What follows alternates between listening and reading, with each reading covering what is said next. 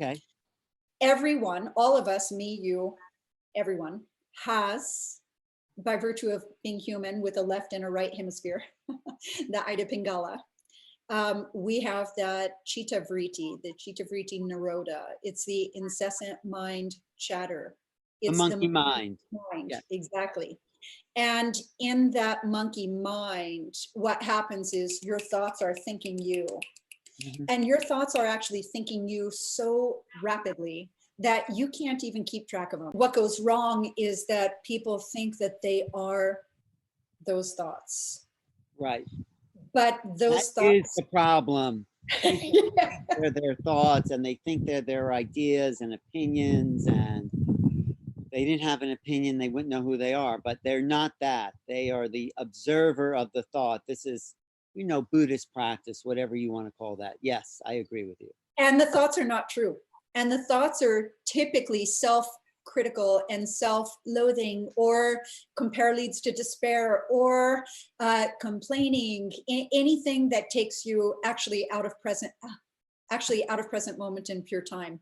Right. Every thought has an emotional charge related to it. And every emotional charge is a direction of flow of energy in the spine.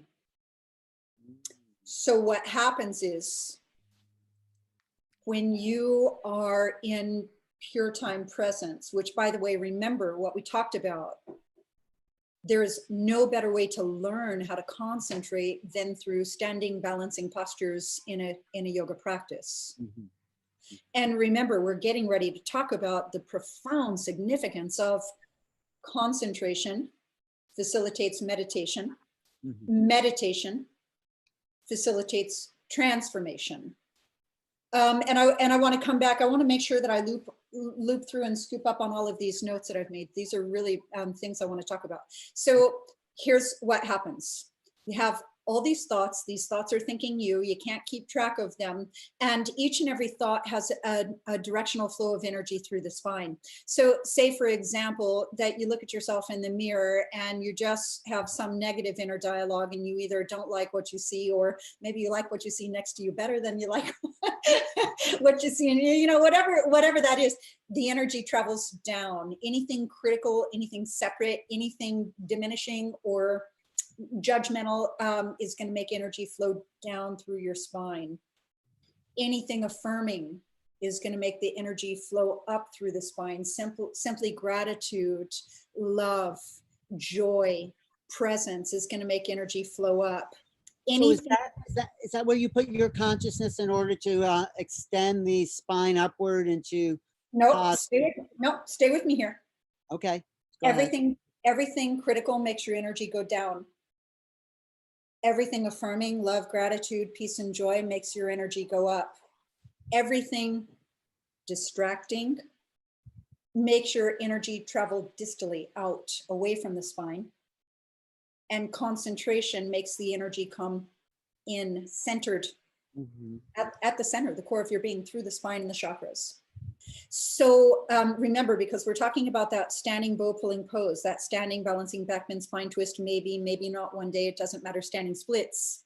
And remember, we're talking about one side of the body being completely shortened and one side of the body being completely lengthened.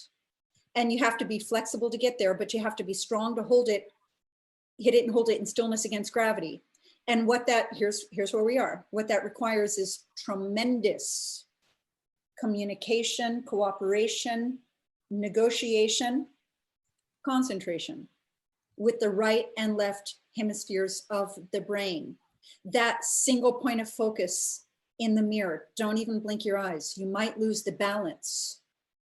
When you are in that state, the natural response is that state of concentration is the meditation. And now you have the natural response, not the intention. The natural response is that you have redirected the flow of energy in and up through the spine. Mhm. So what I want to say is we use, Osho might say technique is telling you how, not why, no philosophy, just how to do it. And if you do it, it will come. I think that's what a yoga posture is. I think that's what this posture is. It's a technique for which the natural response is the concentration. And by the way, in that field, because remember, I started talking about the monkey mind, the incessant mind chatter. And so you walk in with that monkey mind, but through the technique of the asana and all of its points that I've already discussed, now you've silenced the chatter in the mind through single point of focus, through command from the brain through the spine to the body, to hit it and hold it in stillness and connect to calm, deep breath. And in that moment, the voice that you do hear is the voice of truth and the voice of clarity. And I'm going to say the voice that tells you that you have always been perfect according to your divine birthright, that you are now and you always will be.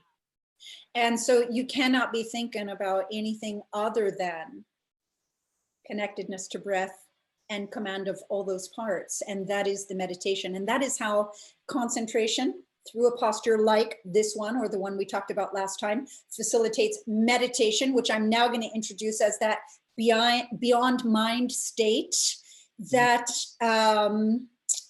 pure time present moment, which is where you exist in truth.